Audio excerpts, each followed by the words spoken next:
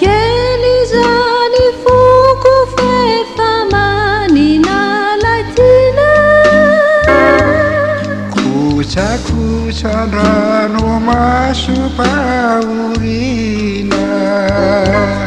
maninazy zany zao katorovana lahelo kotsandrano maso sy mamelovelo resinao izany fokory malala tsimba foto resinao karano maso no mijoy ny malala koenoy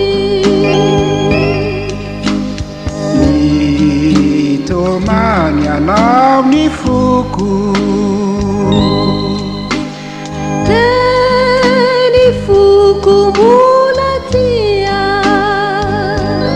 mbola tika vototsaito sy toloko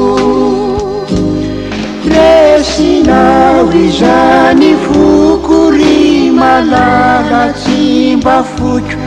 resinao karano maso no mijoy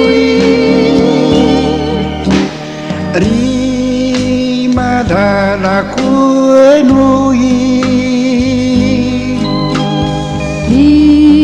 itomany anao ny foko de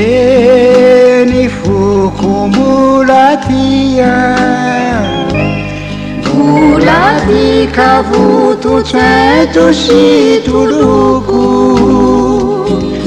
resinao izany fokory malala tsimba foto resinao karano maso no mijoy ry malala koenoy